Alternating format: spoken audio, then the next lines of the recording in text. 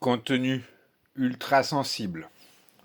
L'arnaque de la Révolution française par la bourgeoisie. Avant de commencer, je rappelle à tous que je suis contre la guerre et la révolution, qui ne sont que des instruments de la bourgeoisie pour tuer les gens qui comprennent les mécaniques de cette escroquerie en bande organisée et pouvoir mieux recommencer cette arnaque. Le roi, s'il était bon et conscient, ce qui a peu de chances d'arriver, car il se serait fait régler son compte par la cour ou sa famille, exemple Tomotan en Asie, mais si cela arrivait, pouvait essayer de remettre un semblant d'ordre et de justice dans tout ça. Louis XVI a été tué tout comme Jésus, par le peuple illusionné par la bourgeoisie, autrement dit, les maîtres directs du peuple. Contrairement à la caricature d'un monarque cruel et tyrannique, les historiens s'accordent à dire que Louis XVI était un homme profondément pieux, discret, cultivé et soucieux de sa moralité chrétienne. Il n'était pas cynique ou sadique.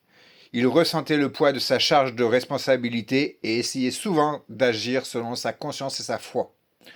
Il comprit que les bourgeois et seigneurs faisaient régner la terreur en son nom, alors qu'il la combattait. Combien de seigneurs locaux ont alimenté le folklore local, donné naissance à des croyances populaires de monstres pour couvrir leurs basses manœuvres, leurs V et que sais-je encore.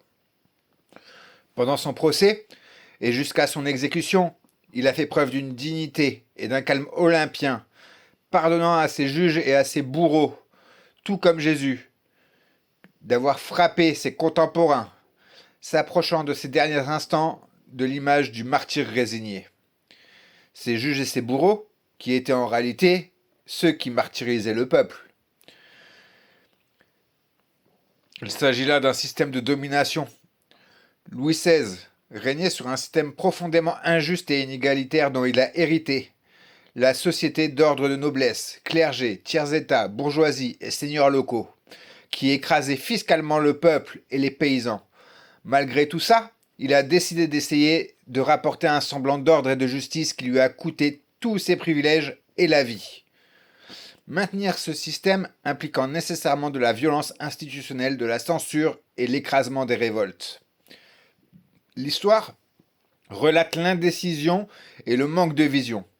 Même s'il voulait le bonheur de son peuple, car il a souvent tenté d'alléger certains impôts ou d'abolir la torture dans les prisons royales, il était totalement prisonnier de sa cour, des privilèges de la noblesse qu'il n'osait pas briser franchement. Et c'est ces derniers, les maîtres et bourreaux du peuple, qui ont levé la populace dupe contre lui. Ce sont ses hésitations constantes et son double jeu au début de la Révolution qui ont fini par jeter le pays dans le chaos et la guerre civile. Non, non, non.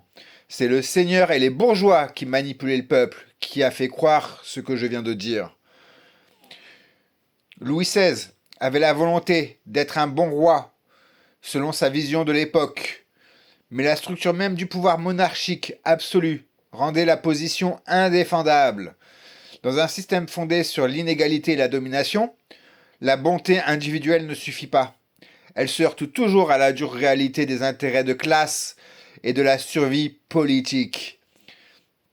La bourgeoisie révolutionnaire, une fois débarrassée du roi, instaura la première république, qui n'est qu'une pâle copie du système monarchique, et où plus personne n'avait d'emprise sur eux, laissant le champ libre à leur saloperie, selon leur bon vouloir, ne craignant plus d'être jugés par un tribunal non corrompu. Tout ça pour dire qu'il faut bien comprendre que c'est les gens autour de vous qui vous maltraitent et vous font croire que c'est de votre faute, alors que c'est eux les coupables et non ce que vous croyez, à tel point que celui qui viendra essayer de vous libérer, vous lui couperez la tête, tout comme celle de Jésus.